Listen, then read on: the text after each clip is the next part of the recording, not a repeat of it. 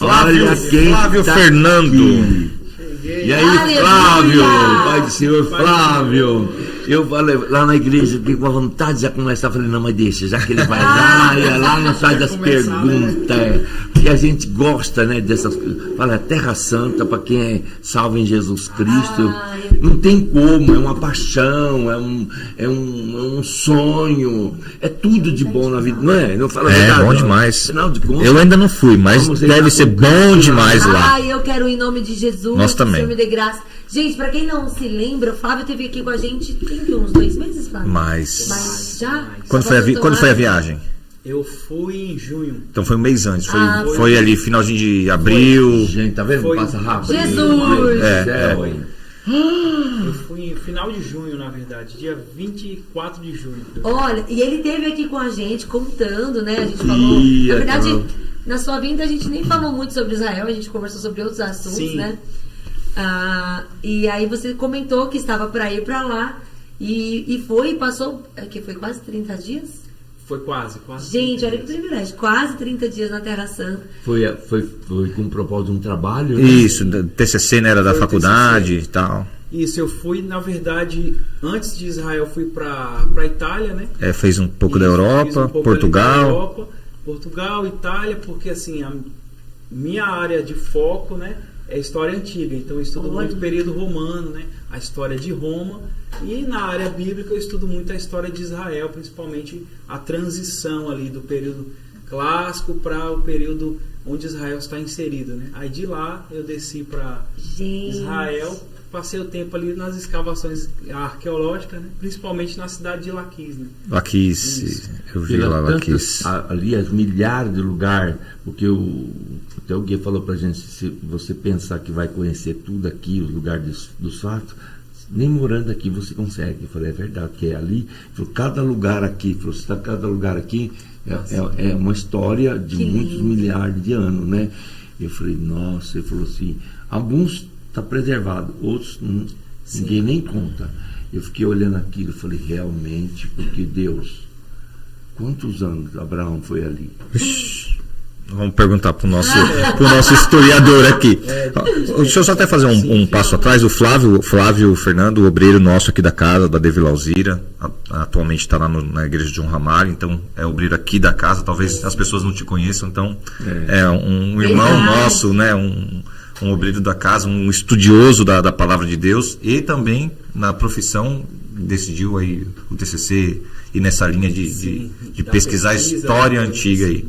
Então, é uma coisa diferente você pensar, né? Porque geralmente o pessoal faz teologia e tal, e para por aí, você decidiu então aprofundar, né? Aprofundar. É uma profissão de grande, não sei, tem retorno, como é que é? Só para os curiosos, porque assim, é diferente, né? É diferente. Não é todo mundo que você encontra aí que é um arqueólogo que gosta, né? É muito raro. Olha, primeiramente deixa eu agradecer, né, compor essa mesa, agradeço pelo convite, né, é sempre bom servir a nossa casa mãe, né? Já Amém. Estou, na verdade, desde que eu vim para São Paulo, né, faço parte do Vila Alzira, né, desde 2008, né. Glória a Deus. Glória a Deus. E aí Deus foi me direcionando, né, nas áreas de estudo. A princípio eu me formei em História, depois eu fui para Teologia, quase ali em paralelo. Depois da Teologia, aí eu comecei a mergulhar um pouco mais na Arqueologia, né? Aí eu me pós-graduei em Arqueologia, depois agora eu estou fazendo uma outra pós, estudando letras também. Meu Deus do céu! Mas tudo isso é para ele, né? Para poder entender melhor o texto e traduzir. Que lindo. Então, assim, a Bíblia ela é muito profunda, né?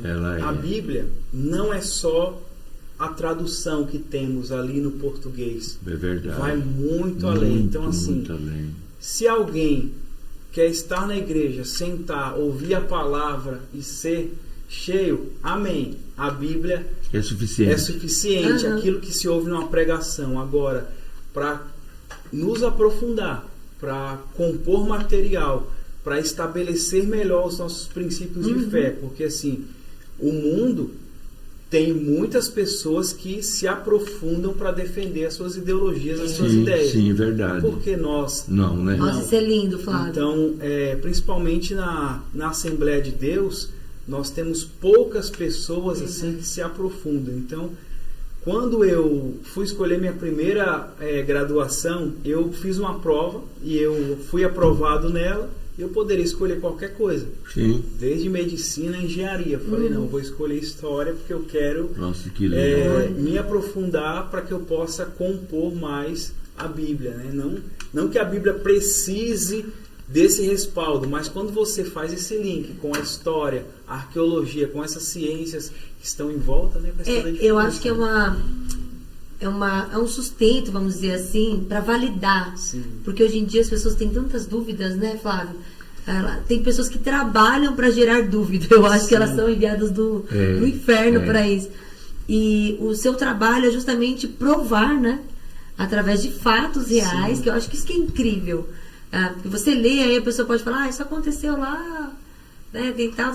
Mas quando você entende tanto a cultura, quando você entende tanto e vê fatos do que realmente aconteceu marcados ali, como amplia a nossa visão, né? Eu acho que é isso que falta mesmo pro cristão. Porque no mundo tão vil contrário, que olha com desprezo e desconhecimento dos fatos históricos da Bíblia, eu acho que você vai ser um farol de um palestrante que é tão imenso esse oceano que Deus está te emergindo, é tão imenso que nem você nem nós temos ideia, tá? Pode ter certeza disso. Eita, já recebe porque a profecia aí. Vai chegar dia que na tua agenda você não vai ter espaço de jeito nenhum, porque muitas pessoas vão te convidar para palestrar, para falar, porque hoje é uma lacuna. Você sim. É uma lacuna.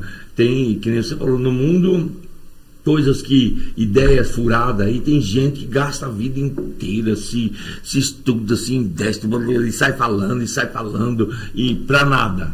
Põe na peneira, não sobra nada. É verdade. Agora, a palavra de Deus, a história bíblica, meu Deus do céu, são um estudo dos fatos que aconteceram, do lugar que aconteceu. Quando a gente, não que a gente vai idolatrar o lugar, mas é gostoso, né? Meu irmão, um bate-papo, ligação, ele falou assim, da rede que rasgou. Eu falei, pera um pouquinho, na minha Bíblia não está escrito que a rede rasgou, né, dos peixes, tem 153 peixes. Eu falei assim, olha, mas tem algumas traduções, que eu não li todas, certo? Que eu, inclusive, tenho uma que diz que a rede rasgou.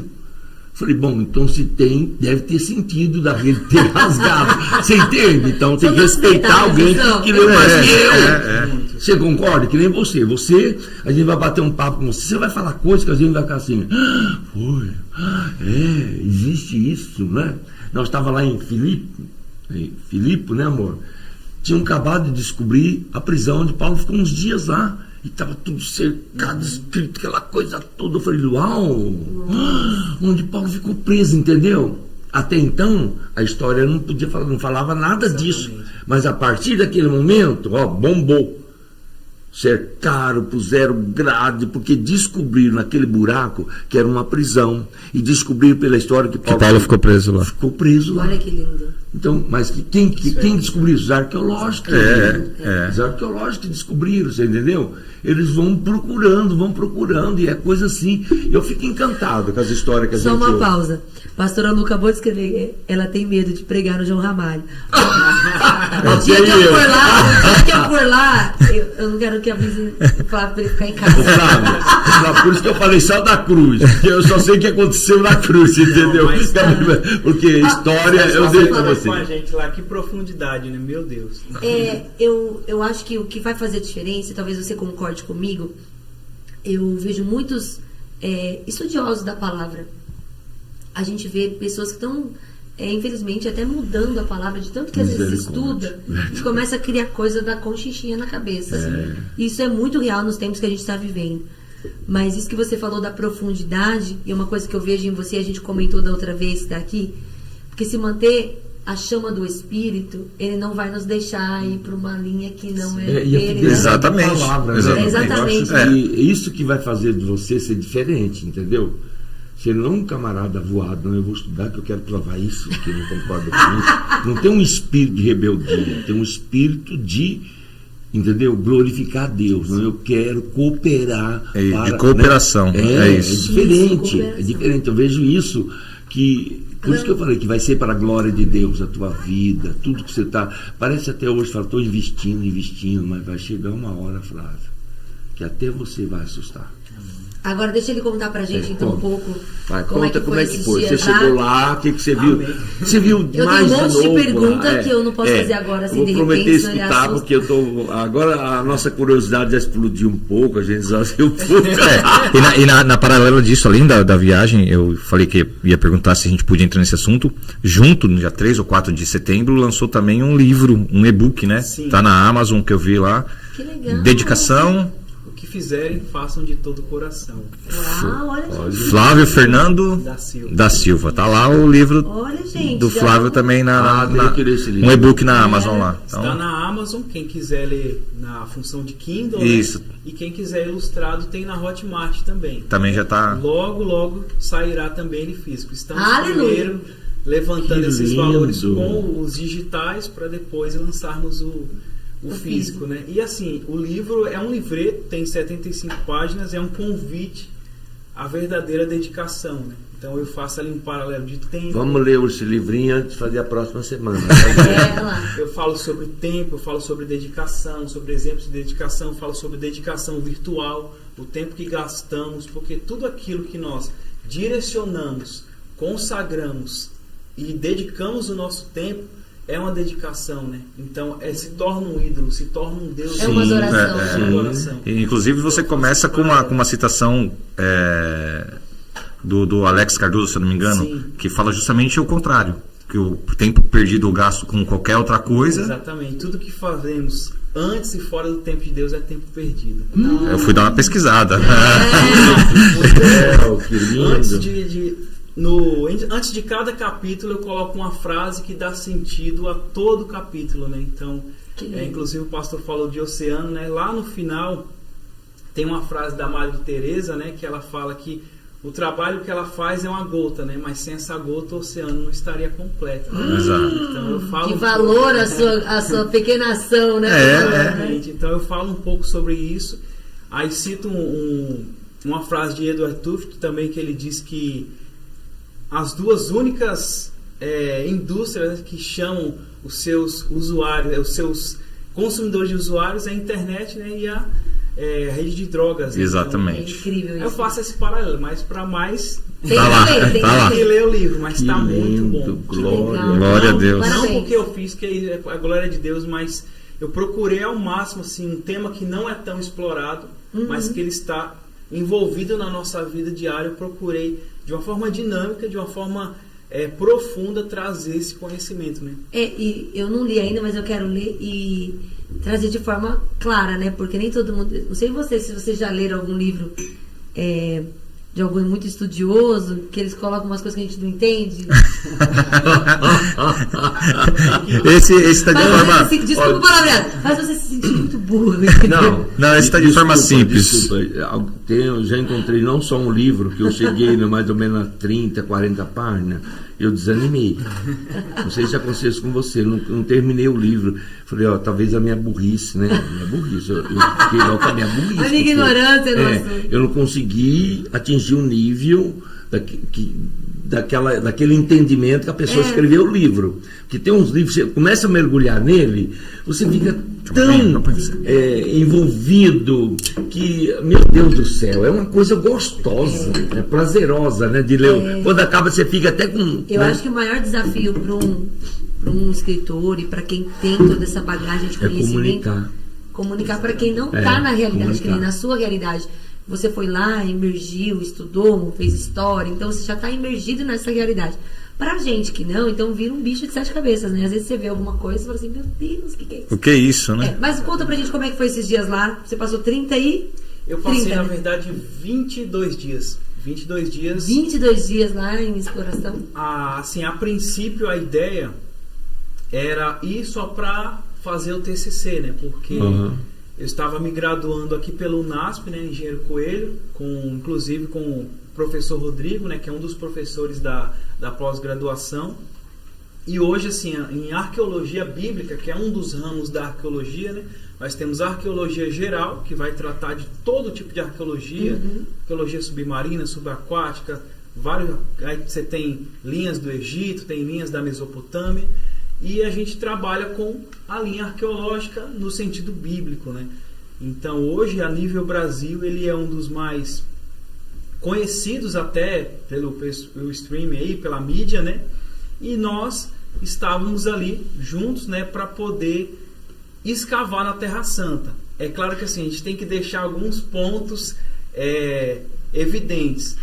Tem coisas na Terra Santa que são totalmente comerciais, são totalmente tradicionais.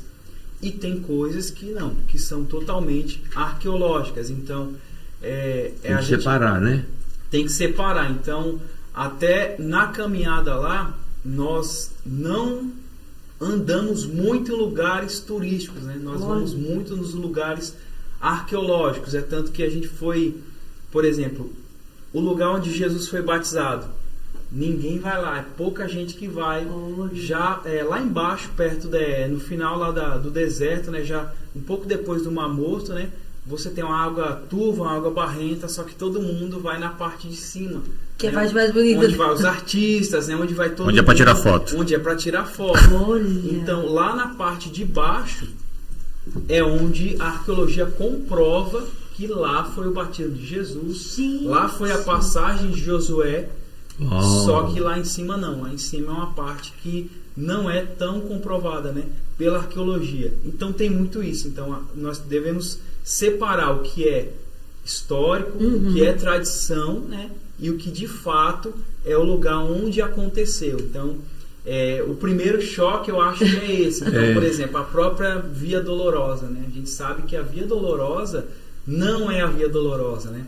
Porque a Jerusalém dos tempos de Jesus do século I, ela está bem abaixo. Muitos metros, né? Ela está bem abaixo, inclusive até a verdade. A Via Dolorosa ela já foi mudada, a rota dela já foi mudada, e teoricamente, pela arqueologia, o Palácio de Herodes seria do outro lado, mais próximo ali do Portão de Jafa do que lá no lado. Gente, outra visão total, hein? Porque a Jerusalém foi totalmente destruída às vezes. Então não tem nada do tempo. Tem que pensar isso. Jerusalém, Israel fica, na verdade, no centro ali. Quem vai para a Europa, quem vai para a Mesopotâmia, quem vai para o Egito, tem que passar por Israel. Então é uma terra que já foi sitiada, já foi derribada, já foi desconstruída e construída diversas vezes. Então, é verdade. Em arqueologia a gente trabalha com a chamada estratigrafia, que são as camadas de terra. Então, para achar um período, a gente tem que descobrir um outro. Então, como que a gente conta isso? Basicamente, você tem Império Bizantino, e aí vem período romano, período grego, período persa, período babilônico. Então, tem que ir. Aí lá em Laquis você tem o período cananeu, o período da Babilônia, o período assírio. Então, cada camada vai revelar uma época, vai revelar uma situação, vai revelar uma história.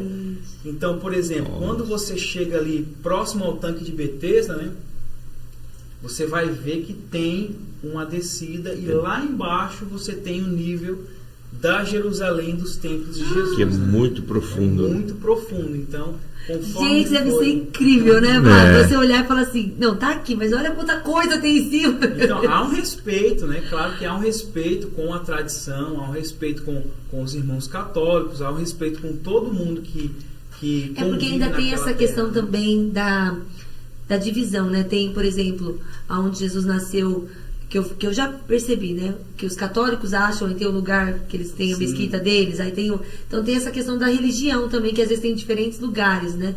Mesma coisa, mas diferentes lugares. Aí você até fica, nasceu aqui, nasceu ali, talvez não nasceu nenhum dos dois, né? Só uma curiosidade, você acha que aqui, o do jardim onde tem um túmulo novo, ali não foi destruído nunca, né? O Jardim do Túmulo? Então, existe o Santo Sepulcro, né, a Igreja do Santo Sepulcro, onde a tradição católica acredita que ali teria sido, e existe o Jardim do Túmulo, que segundo a tradição cristã, ali teria sido o local onde Jesus teria sido sepultado. Por quê?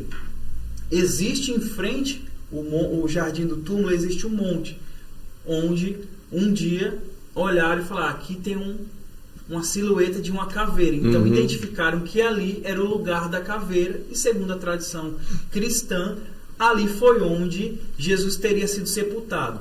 Na verdade, nem no Santo Sepulcro e nem no Jardim do Túmulo existe uma comprovação exata, porque na arqueologia a gente fala de X, né? Quando é um X, é porque ali de fato aconteceu. Não existe essa comprovação arqueológica.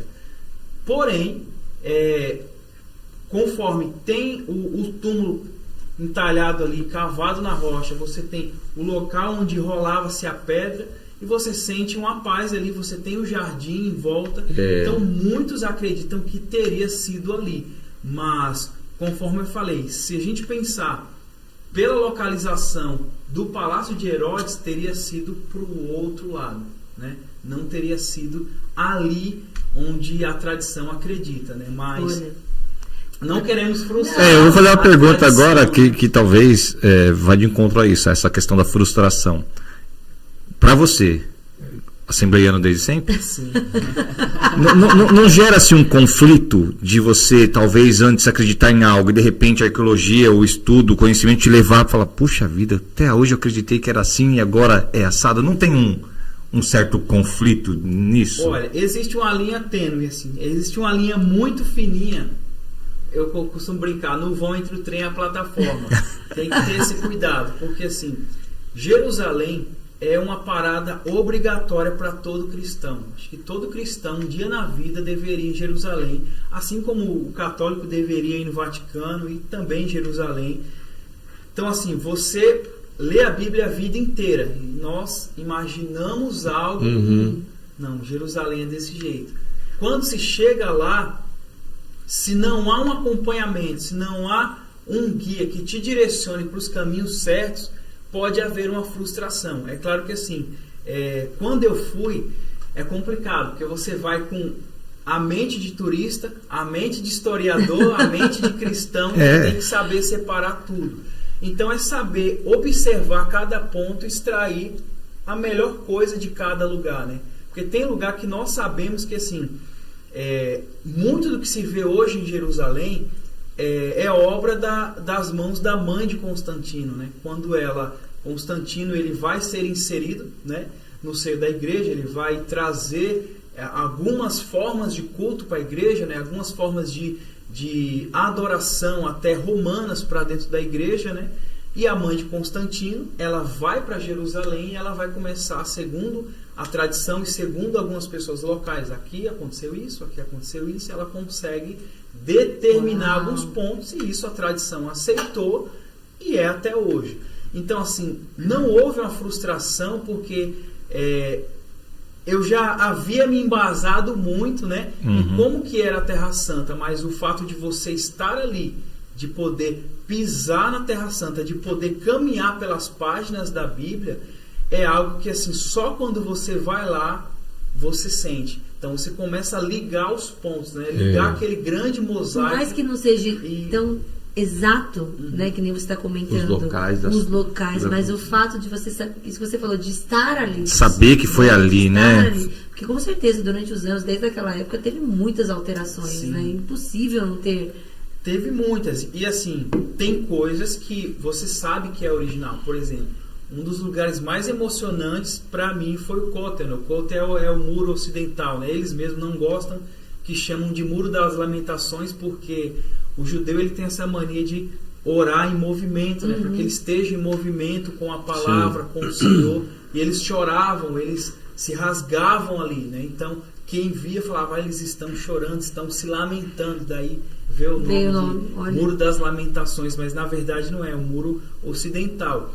Então, quando você chega no muro, aquelas pedras gigantes, aquelas pedras são do tempo herodiano, é do tempo do primeiro século, da época de Herodes o Grande, né? E inclusive muita gente confunde os Herodes, né? Mas são vários Herodes. Né? O Herodes, porque como assim? Como que Herodes ele estava no nascimento de Jesus e como que ele está lá no tá lá tempo de no... Paulo. O Herodes do tempo do nascimento de Jesus é Herodes o Grande. Eu não vou entrar muito aqui nessa parte Mas histórica, é muito legal, né? Porque você lê Herodes, aí você pensa, você tá ali, aí você vê Herodes tipo ali. faraó também, né? O faraó é um título, assim como César é um título também, né? Então, os Césares muda também, de Jesus, do nascimento de Jesus até Paulo, muda-se os Césares, né?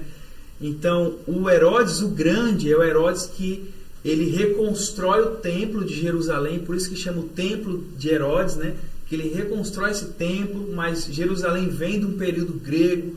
Pompeu está chegando em 64 para tomar a Judéia, então a Judéia está toda turbulenta ali, e ele vai pagar a propina para algumas pessoas, os judeus odeiam ele, então ele vai tentar se manter no poder, porque tem um detalhe interessante. Herodes, ele vem da linha Idumeia, né? Herodes, ele provavelmente é um descendente da linha de Esaú, mas a bênção, a promessa estava sobre Jacó. Então era inaceitável ter um rei da linha de Esaú. Porque Deus falou, ninguém seja tão profano quanto Esaú, né? A quem vendeu o seu direito de primogenitura. E Herodes vem provavelmente dessa linha. E os judeus não aceitam Herodes no trono. E vai ter toda aquela turbulência. Então ele vai reconstruir o templo com dimensões grandiosas para tentar ganhar o povo judeu. Mas ele vai sempre fugir, vai sempre fazer fortalezas, porque todo mundo odeia ele. Ele vai tentar pagar para os sacerdotes, para se manter no poder. Então, esse Herodes, ele vai morrer ali por volta do ano 4 antes de Cristo, né? E existe até essa dúvida, porque Jesus ele nasce provavelmente entre o ano 6 e o ano 4 antes de Cristo, né? Ele nasce antes da plenitude dos tempos. Só que o Herodes, ali do tempo de Jesus, já no ministério, é um outro, né? Você tem os filhos de Herodes, você tem Herodes Antipas, Herodes Filipes, Herodes Arquelau. O Herodes Arquelau é o Herodes que, quando José está no Egito, ele sabe que Herodes é morto, aí ele vai para lá. Aí em Mateus 2 vai ser citado Herodes Arquelau. Mas depois quem toma o trono é o Herodes Antipas. É esse que vai julgar Jesus. Olha, já é outro, já é outro Herodes, já é um dos filhos de Herodes. E olha que coisa interessante.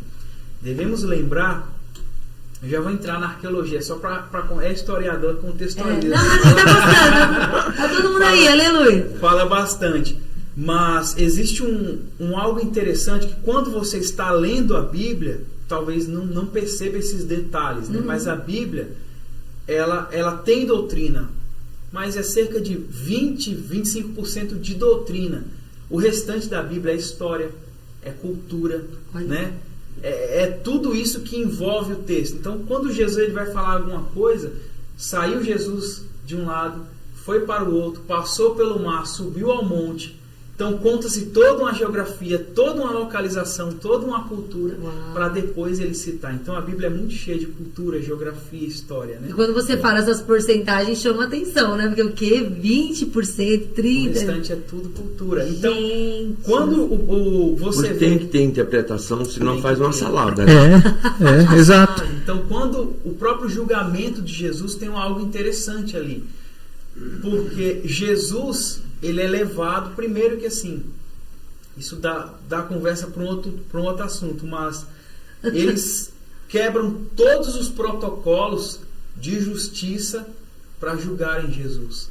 Eles quebram todos. Eles vão contra a lei para julgarem Jesus, né? Um dos princípios que a lei ela instituía era que o condenado não podia ser julgado unanimemente. E todo mundo vota a favor de Jesus à noite. Isso era proibido. Então, esse é um dos detalhes, mas isso é um outro Olha ponto, né? só, meu Deus. Então, quem é da área de direito, de advocacia, vai entender. E aí, o que é que acontece? Eles pedem para Roma julgar Jesus. Mas Roma não estava interessada com alguém que estava causando tumulto no meio da multidão. Roma estava interessada em manter a ordem. Então, manda-se Jesus para quem? Para Pilatos. Pilatos olha e fala, não vejo mal nenhum nesse homem. Porque nessa época, quem de fato domina e tem o poder de governo sobre a Judéia é Roma. Através de quem? Através do procurador. E nessa época, o procurador é Pilatos. Pôncio Pilatos. É Pôncio Pilatos. Que inclusive foi achado, né? Tem uma pedra com escrito Pilatos, prefeito, né? Que Olha comprova que a vida de Pilatos, né? Só que Pilatos fala, Roma não tem propósito com isso, manda para o rei de vocês. Só que o rei é um fantoche, o rei não manda em nada, o rei não tinha autoridade nenhuma, manda para quem? Manda para o Herodes. O Herodes não resolve nada, então manda de volta para Pilatos. Por isso que tem essa briga política, né? Porque de fato quem dava a ordem final em Roma era o procurador, que era ele que respondia diretamente para o César, né? E aí você vê que tem isso, por isso que o Herodes Antipas, ele não resolve exatamente nada e manda-se Jesus de novo para Pilatos, e Pilatos é que dá a sentença, né? Com base naquilo que eles estavam pedindo. Então tudo isso, por que eu estou falando? Porque a Bíblia consta esses detalhes, principalmente Lucas, no tempo do Herodes. Ele dá os nomes, né? Eis que Pilatos, o que aconteceu, e foi para lá, e veio para cá. E nessa época era Páscoa. Então está todo mundo em Jerusalém. Né? Está o Pilatos, está o Herodes, está todo mundo lá. E por isso que vai julgar Jesus nessa circunstância. E você disse que o que te marcou dessa vez que você foi o Muro das Lamentações. Agora a gente já faz assim, né? Não é mais... Então, o que você sentiu lá? Porque tem essas pedras que realmente são desse tempo que você estava falando, e o fato deles estarem ali, o fato de comprovar mesmo que é o mesmo lugar, como que foi para você? Então, para mim ali, 2 lugares que me marcaram muito em Israel foi o muro, porque quando você chega, você vê aquelas pedras, quando você olha para a parte de cima, se você colocar uma foto aí no Google, você vai ver que na parte de cima os tijolos são pequenos. Porque aquilo é do tempo de Suleimã, já é do tempo otomano ali, século XVI mais ou menos. A parte de baixo é as pedras maiores, né? Essas pedras são lavradas do tempo de Herodes, né? Então você sabe que ali foi de fato a parte do muro que sobrou desde a destruição no ano 70, né? Nossa. E é tão interessante que Jesus havia profetizado isso, né? Que não ficaria pedra sobre pedra. Quando você vê que Jerusalém está tomada de exército, então isso acontece no ano 70, né? Começa as revoltas judaicas em 64, mas no ano 60, 70 de fato acontece a queda. E você chegar ali, ver aquela conexão e ver aquele povo que ainda está conectado com a promessa, com a palavra de Deus, né? Esperando o Messias chegar ininterruptamente, de noite ali orando no muro, é uma sensação assim de paz que te dá. Você chega em Jerusalém, quem já foi vai saber isso. Apesar de você ver muitos civis ali armados, né, muitos soldados israelenses, você sente paz, você sente segurança no local. A sensação que me deu no muro parece... Sabe quando você está viajando longe de casa e você volta, você se sente em casa? Sério? A sensação que me deu quando eu cheguei ali foi de estar em casa. E ver o muro e saber que ali tem uma parte da história, uma parte da profecia. Quando eu toquei no muro, eu senti de fato uma profecia materializada. Eu podia tocar numa profecia que Jesus falou e deixou uma evidência ali para comprovar isso. E essa sensação de voltar para casa, ela é única, né? E você saber que você estava a tantos quilômetros de distância, né? E sentir essa sensação, que coisa incrível, nossa. E o segundo lugar para mim assim foi Cafarnaum, né?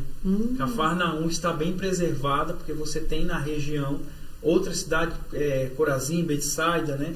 Tem o Mar da Galileia, tem Tiberíades, mas quando você entra em Cafarnaum, que é a cidade de Jesus, né? Que aí você vê as ruas estreitas, aquele calçamento, né? Aquelas pedras na rua. Por exemplo, aí você imagina, hoje você tem a casa onde acredita-se, né, é um X ali, que foi a casa de Pedro. Então você tem aqui a casa de Pedro, comprovado pela arqueologia. Lá na frente você tem a coletoria com a casa de Levi, Mateus lá. Aí você tem a sinagoga do 1º século. Atrás da sinagoga tem uma porta. E atrás dessa porta tem uma casa. Quem que morava ali naquela casa? O chefe da sinagoga. E quem que era o chefe da sinagoga? Era Jairo. Ele estava morando atrás dele, porque ele que organizava o culto na sinagoga. Então ele tinha o privilégio de morar atrás da sinagoga. Mas o que acontece? A filha dele está enferma. Só que a cidade, a gente imagina a cidade do jeito Do jeito da gente. Uma dica para quem está nos assistindo: nunca lê a Bíblia com os olhos ocidentais, nunca lê a Bíblia com a sua visão atual dos fatos. A Bíblia foi escrita em um contexto, foi escrita em uma época, foi escrita em uma cultura.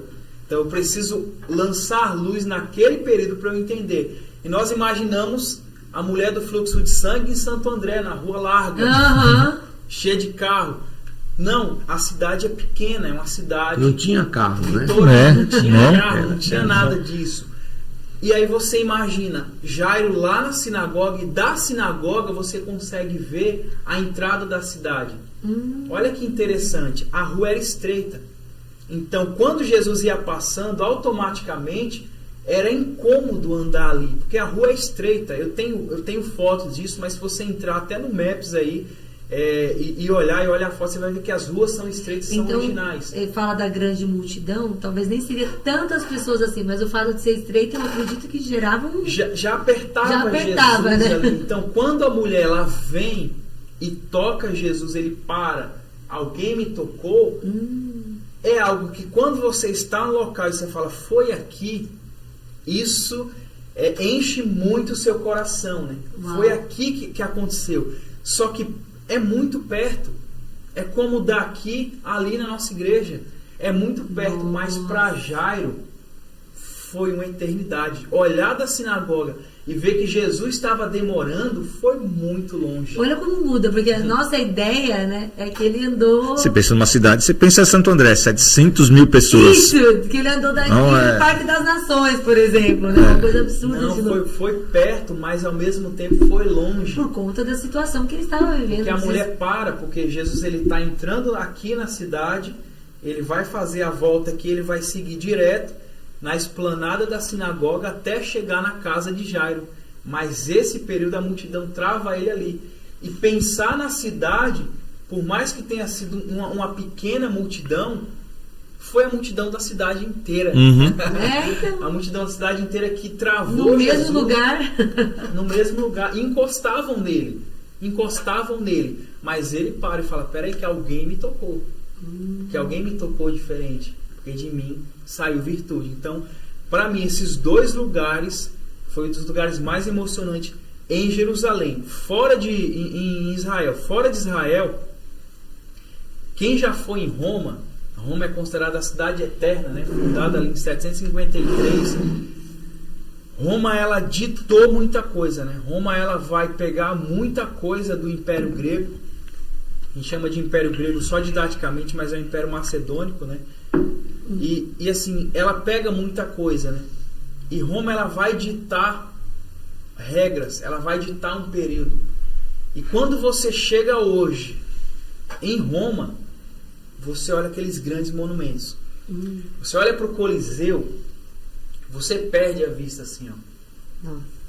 E é constrangedor entrar no Coliseu. Eu vou segurar até a hora que eu posso. Mas é constrangedor entrar no Coliseu. E eu fui no tour arqueológico, né? Então eu entrei na parte inferior do Coliseu, onde ficavam os gladiadores. Eles ficavam em uma porta aqui, que tem uma pequena arena, igual hoje tem o Maracanã e tem o Maracanãzinho, só para ilustrar. Eles ficavam treinando aqui, tinha uma porta que dava direto para o acesso ao Coliseu. E aí entravam os cristãos ali e não tinha mais como voltar quando você descia naquela parte, não tinha mais. E aí quando os cristãos você tem um caminho aqui estreito e aqui embaixo tem um duto de água que de tempos em tempos eles enchiam o Coliseu para fazer batalha naval, né? Eles enchiam o Coliseu de água, então não tinha como nem fugir por ali.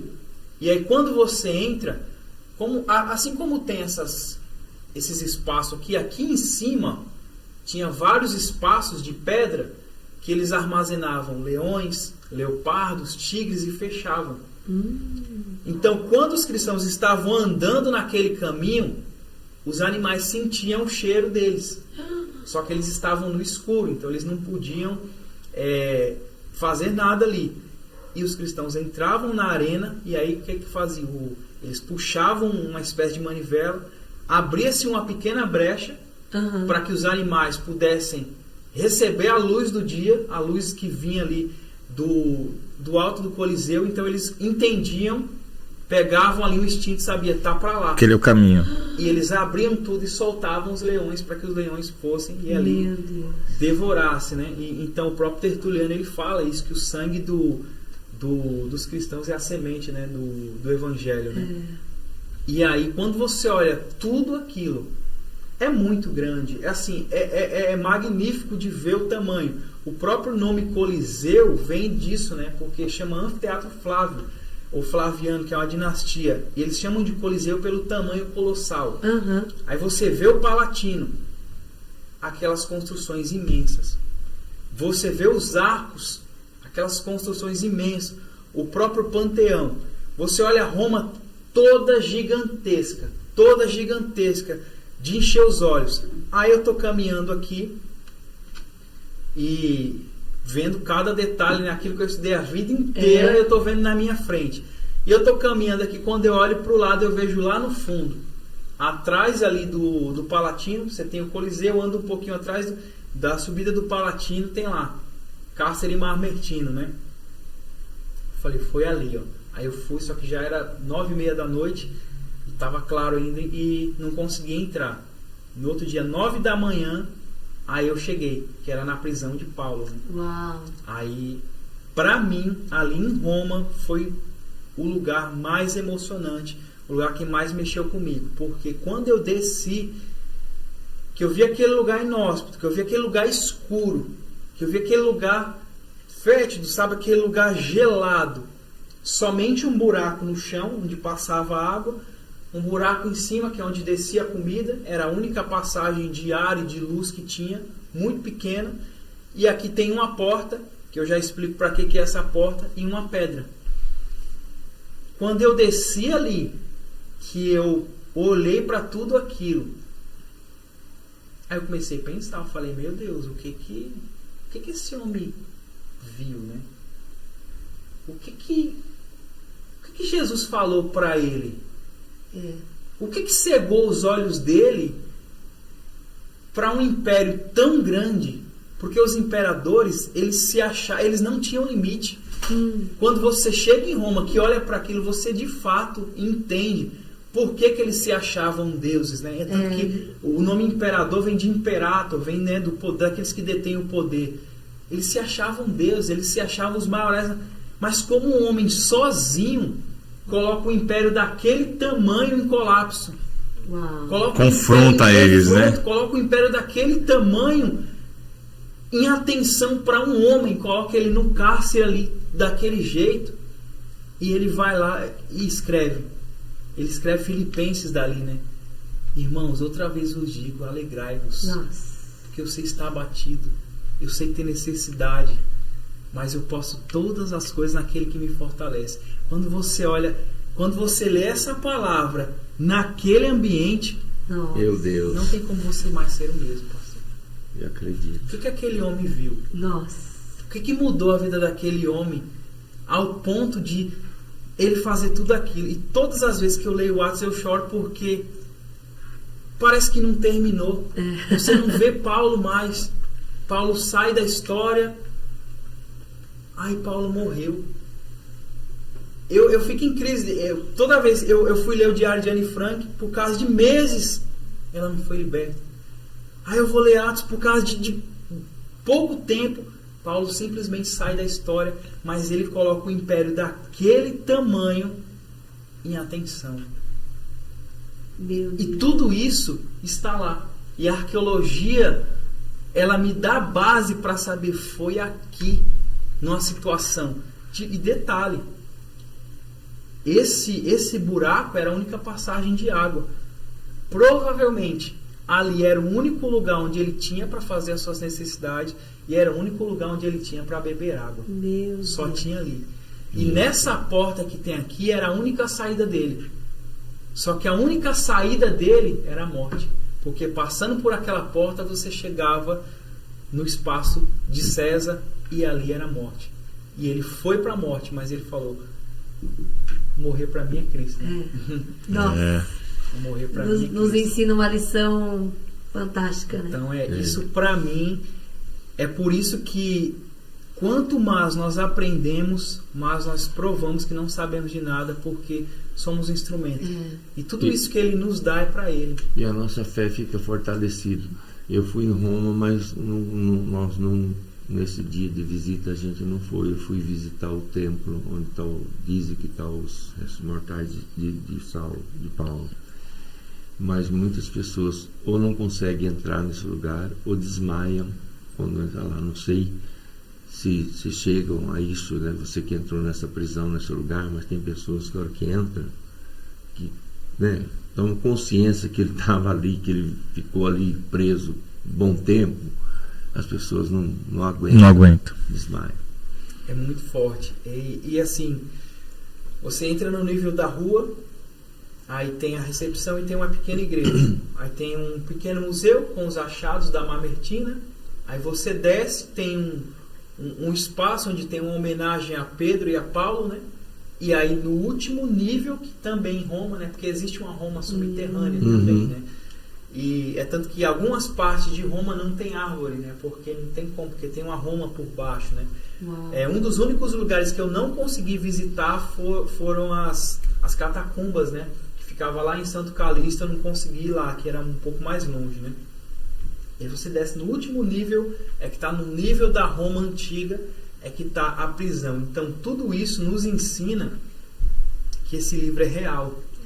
Esse livro ele é real, esse livro ele contém palavras que mudam vidas.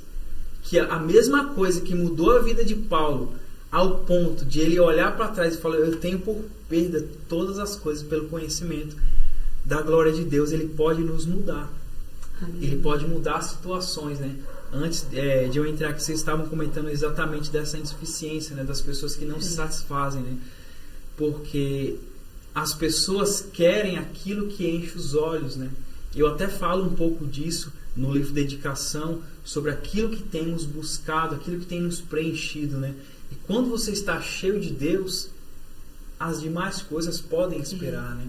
Então, isso é tremendo de viver, de presenciar e saber que, assim, nós carregamos um livro que ele é real, que ele conta uma história que, de fato, muitos querem refutar, muitos querem falar que essa história não aconteceu. Ontem mesmo, eu comecei um curso não vou contar onde é, mas é uma universidade muito grande, a mais conhecida de São Paulo, né? Onde, tanto que quando eu fui fazer história, questionaram, né, se eu não usava boina vermelha, se eu não usava entorpecente, porque como assim você fazer história, né? Porque esse geralmente é o estereótipo, né? Falei, não sou assim, eu sou crente. E eu vejo muito. E ontem começou o curso, e o curso era sobre Luxor, né, e o Vale dos Reis no Egito. Só que automaticamente o curso foi para apresentar marxismo e tentar confrontar, falar que o êxodo não aconteceu, é um mito, né? E eu fiquei ali, ouvi, não quis entrar em conflito, mas porque às vezes as pessoas leem o que está no jornal, mas você ir lá. Então, voltando um pouquinho agora, as horas já se avançam. Já? Nossa, é verdade. É que tá tão gostoso, gente, que não, já 8 e... Então, só para falar um pouquinho da escavação, mas aí, se vocês tiverem alguma pergunta, fica à vontade, tá? Mas a gente chegou então em Jerusalém, tivemos ali a apresentação do projeto, né, do curso, e esse TCC ele foi justamente para essa pós, foi História e Arqueologia do Oriente Próximo e Mediterrâneo, né, que a região do Levante, ali da Judéia, a gente chama de Oriente Próximo, e o Mediterrâneo, Grécia, Roma, tudo aquilo nos entornos ali, né, de onde aconteceu. E de lá a gente seguiu para Laquis, né, para a região de Laquis. Laquis, ela é muito citada. Laquis, na verdade, é uma cidade que ela fica no alto. Então, na verdade, todas as cidades elas ficavam no alto. Então, por exemplo, eu fui em Ribet Keiafa, que é a cidade que está aqui em cima. Embaixo você vê o Vale do Elá, que foi onde Davi ele teve a peleja ali com Golias, né, com os filisteus. Do outro lado você vê as cidades, Azeca, Sorró, você vê todas as cidades daqui de cima. Gente, já teria confundido todos esses nomes de cidade, Jesus, na minha cabeça. Não é? Ele não tá lendo nada, cara. Ele tá lembrando o nome das cidades que são super conhecidos. Foi chamado pra isso. Né? Glória a Deus, cada um no seu quadrado. Porque eu já tô vendo ele falar aqui, já tô... E aí você tem essas cidades, né? Então eu fui lá nessa cidade onde tudo acontece. Nesse episódio de Davi, né? Então tem as cidades muradas ali ainda.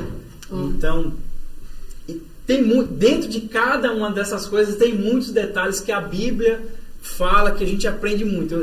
Não vou falar aqui para não tomar muito tempo, mas por exemplo, só dar um detalhezinho. Por exemplo, quando você chega nessas cidades fortificadas, porque existe o Tel e existe o Hirbet, né? Então, porque tem a cidade que foi descoberta inteira e tem a cidade que foi descoberta nas camadas. Né? Então, existe um negócio chamado, a tradução seria casa-mata, né? Mais próxima aí do inglês seria casa-mata, que são muros. Você tem um muro de dentro e um muro de fora, o muro inferior e o muro do interior. Então, entre a cidade você tem 2 muros. Dentro desses muros existiam casas, tem casas dentro dos muros, né? Nossa. E aí você entende por que Raabe estava no muro. Ela estava morando entre uma casa-mata, entre um muro da cidade. Olha que incrível. A gente imagina ela em um muro em só, cima. ela morava no na nossa cabeça. Né? Não, existe 2 muros e casas no meio desses muros, né? E a gente foi em Hirbet Keaf e depois a gente partiu para Laquis, né, ou Lahish, né, no hebraico Lahish. E lá você tem a cidade no alto. Essa cidade, todos os reis passaram por ali. Todos os profetas, Miqueias cita muito Laquis, né? O próprio Jeremias cita Laquis.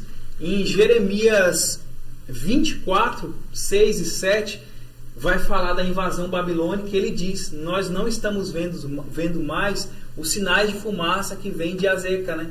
Porque eles faziam sinal de fumaça daqui de cima da cidade, você conseguia ver outra cidade e ver o sinal. Quando o sinal parou é porque o inimigo já tinha tomado aquela cidade. Nossa. Então era questão de tempo para chegar lá, eles chegarem aqui, né?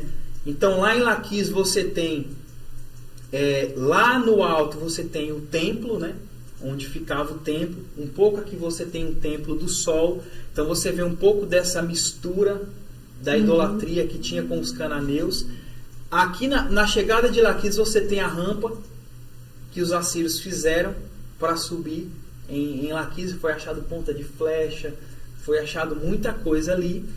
E dentro da cidade você tem os muros, e a nossa missão lá era encontrar o muro, um pedaço do muro da época de Roboão, né? Então a gente ficou num pedaço lá. E aí no primeiro dia, eu, o professor Rodrigo, uma estudante de arqueologia portuguesa, mas que está estudando na Inglaterra, e também um aluno lá da Paraíba. Essa expedição foram 28 alunos, né? Foi a primeira expedição de um grupo de brasileiros escavando em Israel. Então foi uma expedição pioneira. Uau. Então, a nível Brasil, foram 28 pessoas, né? Aprove a Deus que eu estivesse no meio deles. Glória né? a Deus. Uau. E a nossa missão era escavar esse muro, né? Então, no primeiro dia, a gente foi escavar. Então, o professor separou a gente no quadrículo, que são os espaços, né, onde a gente fica escavando. A gente continuou escavando ali. E aí, nisso, eu achei um pouco de cinza. Aí eu chamei o professor. Falei: professor, tem um pouco de cinza. Ele falou: pelo jeito deve ser ou uma queima da invasão assíria ou da invasão babilônica. E isso está descrito na Bíblia, né? Nossa. Mas vamos continuar escavando. A gente continuou escavando. E aí eu comecei a achar osso, né? Comecei a achar alça de vaso, comecei a achar pedaço de panela. Falei: professor, será que aqui não era uma cozinha? Aí começamos a trabalhar com a hipótese que ali era uma cozinha ou uma espécie de taberna, alguma coisa desse tipo. E eu continuo escavando e daqui a pouco eu vejo uma pontinha. Quando eu começo, eu puxei, aí tinha um osso desse tamanho, todo entalhado nas pontas.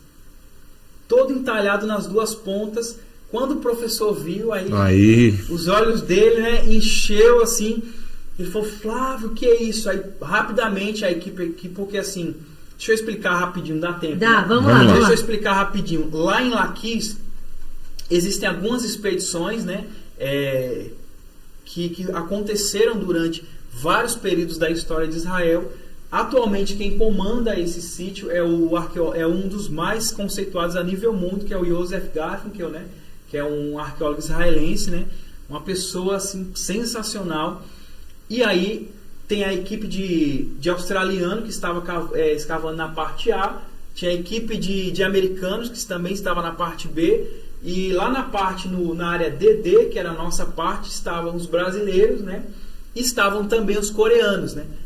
Aí quando eu puxei ali, rapidamente o professor veio, o Hugo, que era o responsável ali pela nossa área, ele já pegou, ficou muito encantado com aquilo, já guardou e levou para análise. Provavelmente, isso seria um selo datado ali mais ou menos de 1400 a.C., que eles usavam para selar alguma espécie de documento, né? Então eles talharam esse osso e provavelmente foi um selo. Olha, né? Então, que incrível! ele foi levado para lá, né?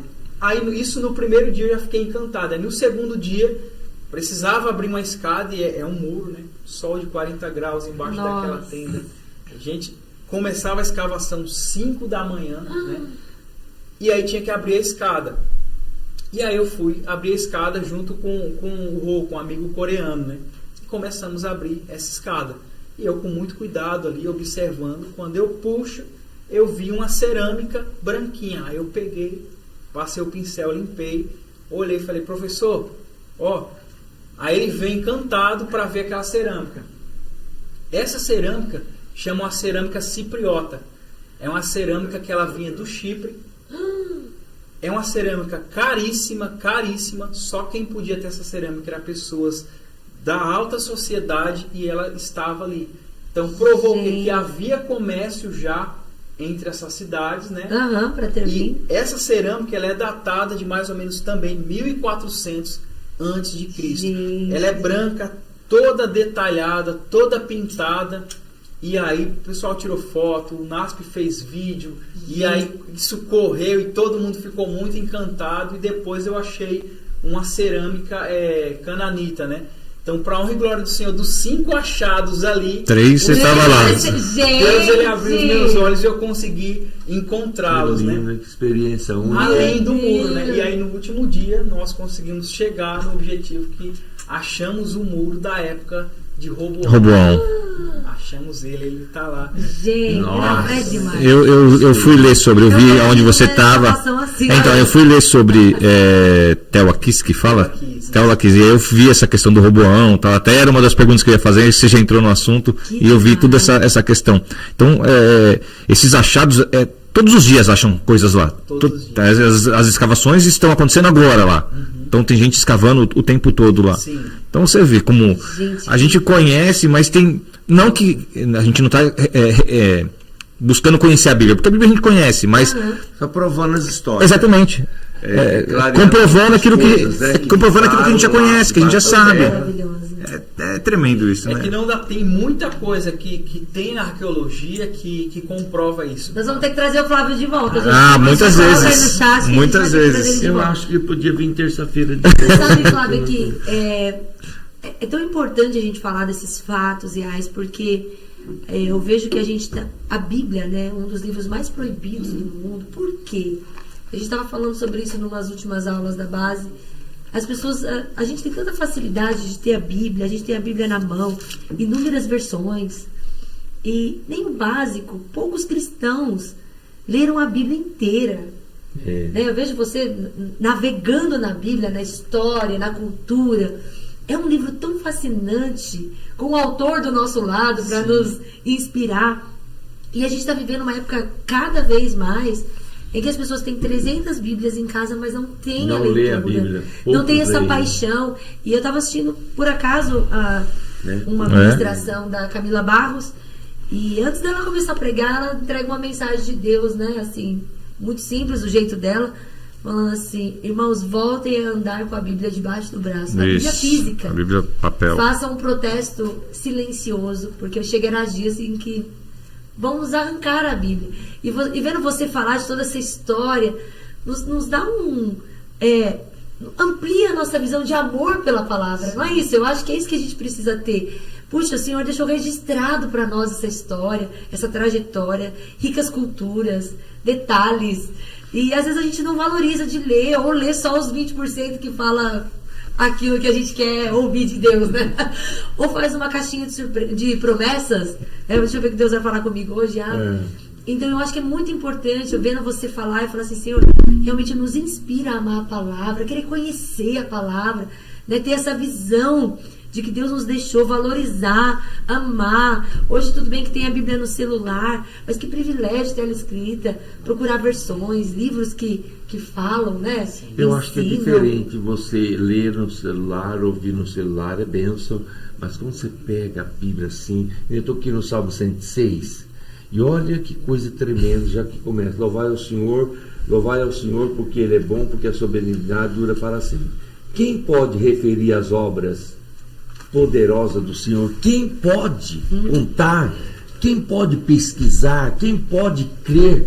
E é o que você está fazendo. Você percebe isso que está acontecendo com você, com a gente aqui? Quem pode? Quem anunciará os seus louvores? Quer dizer, realmente aconteceu. Aí diz: bem-aventurados que observam o direito e que praticam a justiça em todos os tempos. E eu fui lá para o 78, pastor. O senhor já leu aí, no 78 vai falar para a gente não encobrir aos nossos filhos, contaremos à geração vindoura os louvores do Senhor, o seu poder, as maravilhas que fez. Você leu aquela mensagem? Sim, que o senhor mandou. Gente, eu acho que nós temos uma incumbência, porque nós já somos salvos, conhecemos o Senhor, não só de mergulhar mais em Deus, mas de fazer conhecidas as obras. Você está aqui hoje, os irmãos que estão, né, conectados com a gente. Irmãos, nós não estamos aqui fazendo uma propaganda de um refrigerante, sabe, de um lanche. Nós estamos aqui anunciando as obras. Aleluias, de Deus. É verdade. Se você entender o que é isso, nós temos que compartilhar isso, nós temos que disseminar isso, porque é algo glorioso. E a liberdade que a gente tem para fazer isso hoje, ainda no nosso tempo, né? Porque nós temos essa liberdade. Ainda hoje, né? Se soubesse de fato o valor que tem a Bíblia, a profundidade que tem e a salvação que existe na Bíblia, porque assim, a Bíblia, além de ser um livro espiritual, ela é um livro histórico. Porque como que um livro, ele é escrito por 16 séculos, 40 pessoas diferentes, 3 idiomas diferentes, 3 continentes diferentes, transmite uma única só mensagem. É incrível, Como é que né? pode isso? E testifica de que de fato o que está escrito aconteceu. E é real. Então é tremendo de pensar. É demais. Porque a Bíblia disse há muitos anos atrás. Hoje uma equipe de arqueólogos chega lá e escava e lança luz ao texto. Nossa, demais. Então, por exemplo, quando você sobe a rampa de Laquis e você entra, você tem o muro, o antemuro dela, você tem a porta, né, a porta de dentro. Quando você entra aqui, aí você tem os espaços que... O que acontecia nesses espaços? Aí tinha que chamar o rei para julgar as causas. A pessoa não ia até o palácio. O rei vinha até a entrada da cidade, sentava-se ali e ficava julgando as causas. A pessoa vinha até a entrada da cidade. Então tudo acontecia. Porque quem fosse permitido entrar na cidade, acabou. Ou era bênção ou era maldição. Então toda interceptação acontecia na entrada da cidade. Porque a linha de comércio também era ali na porta. Era o filtro, né? Era o filtro, era ali, era na entrada da cidade. Tremendo. E tinha um templo na entrada da cidade. E foi encontrado esse templo. Só que tinha um altar. E esse altar, ele estava a ídolos, né? Porque nessa época, o pessoal tem esse período obscuro de Israel. E eles começam a buscar deuses estranhos, né? Só que na reforma, o que acontece? A Bíblia diz que eles pegaram o altar, quebraram as 4 pontas, viraram o altar e aquele altar virou uma latrina. E aquele altar está lá até hoje. Eu fui lá, filmei ele, vi ele de perto, porque ele está bem na entrada da cidade, né? Então você tem o altar aqui, as alfândegas, né? Tem tudo. É por isso que Ruth, né? E Boaz, você vê lá que ele vai na entrada da cidade. Não, e você falando da porta, né? E Jesus fala, eu sou a porta. Por que ele se referia a isso? Porque é algo na cidade, da cultura, de ter alguém na porta para permitir você entrar. O acesso, né? É lindo, né? Porque às vezes para nós não temos essa realidade de, somente, né, de cidade, de época. Mas então você falando, pensando, olha como tudo se linka. Pequenos detalhes. Por exemplo, naquele salmo que fala, se o Salmo 127, não foi? É 127? Se o Senhor não edificar. Não edificar a casa, né? Uhum. Vamos lá, rapidinho, pra gente... Tá aqui, ó, já. Tá aí? Tá. Quer que leia? Ó, pode ler. É o 127 o quê? Se o Senhor não edificar a casa, em vão trabalha os que a edificam. Se o Senhor não guardar a cidade, em vão vigia a sentinela. Exatamente, porque aqui está a torre do sentinela e aí tem uns buraquinhos assim que é para passar a flecha. Uhum. Depois da sentinela você passa um período e você já tem a porta da cidade. Então o sentinela estava ali. Mas se o Senhor não guardasse toda aquela cidade, o sentinela lá era em vão. Ele está bem na entrada da cidade, né? Então a entrada da cidade é o que determinava tudo. Quem entrava e quem saía. Entrava, quem saía, determinava a adoração, determinava o comércio, determinava a política, determinava a lei, determinava o reino. Incrível. Tudo ali era na entrada da cidade. Né? Glória a Deus. Olha que riqueza. Meu Deus, nós vamos ter que parar aqui que já extrapolamos da nossa hora. Tá? Os irmãos puseram que para ele voltar terça ou não? Olha, nós vamos combinar com o Flávio para ele voltar um dia mais pra gente continuar esse bate-papo pela muito palavra. Bom, muito enriquecedor. Andando, conhecendo. Ele tem muita coisa para compartilhar ainda. Mas eu acho que tá todo mundo essa manhã já com o coração aquecido. É verdade. E eu acho que falta mesmo para essa geração essas pequenas comprovações para parar esse burburinho de é um livro só histórico. Não, é real.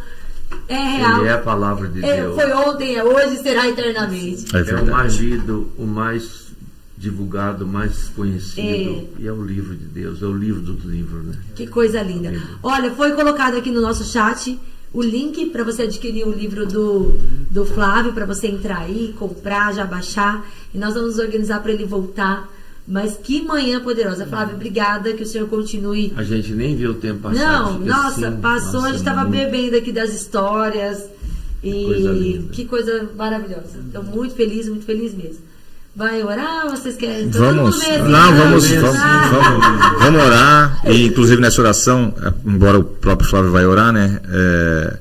A Lu colocou aqui com relação à família do Flávio. Então isso que a gente ouviu aqui é fruto de uma dedicação, de um estudo, de se gastar nisso, né? Se permitir gastar tempo nisso, investir tempo nisso. Então a gente sabe que quando a gente é gostoso a gente estar aqui e ouvir, né? A gente está aqui só recebendo, mas ele certamente investiu tempo. Exato, orações dos pais, investimento dos pais. Então né? Que Deus visite a sua casa, abençoe sua esposa, seus filhos. Sua família outra vez que você vinha. Amém. Gente, né? Verdade. É só justificando. Hoje minha esposa não veio porque ela precisou levar a Esther na escola, né? E o Henriquezinho ficou dormindo. Tá. Tenho dois, tem a Esther e o Henrique. Glória a Deus. Ela tinha uma atividade, não podia faltar. E é bem 7 horas, né? Então hoje não vai dar. Não, mas a próxima ela vem mas contigo. Ela está lá no intercedendo, né? Amém. E lembrando que você é um dos professores do Tel School, né? Que a gente tem um curso básico de introdução à teologia aí, e que sirva de inspiração para você mergulhar aí nos estudos. É verdade. Seguir o Flávio nas redes sociais, que ele está sempre postando alguma coisa também. Sempre tem um conteúdo lá. A juventude que às vezes estão aí buscando o que fazer, converse com o Flávio. Verdade, né? Se você tiver alguma dúvida, né? Então, inspiração. Você saber de uma fonte segura que você pode consultar. Exatamente. Trocar ideia, ajuda muito, né? Porque às vezes a pessoa tá em dúvida e vai consultar uma pessoa que a gente já teve esse testemunho disso, né? E acaba de afundar o barco. É verdade, é verdade. Então é muito importante quando você vai se aconselhar, saber com quem tá se aconselhando. Muito importante. Então tá aí o Flávio, né? Os jovens, adolescentes, né? É verdade. Que seja inspiração para eles. Quem vai orar? O Flávio? Flávio. Vamos orar por essa manhã. Amém. Ai, que maravilha, meu Deus. Deus, ele é fiel. Deus, que coisa linda. Coisa maravilhosa. Deus, prepare para que cada vez mais pessoas consigam, né, o privilégio de poder ir à Terra Santa, de poder ser guiado por um guia de confiança, né? Te Amém. leve de fato. E quem sabe nós não temos uma caravana, como a pastora colocou ali. É. A Verdade, gente Jesus. vai lá, O Flávio como guia. Vai seguir agora, vai lá e conta um pouquinho do que Deus tem feito naquele lugar, né? Amém.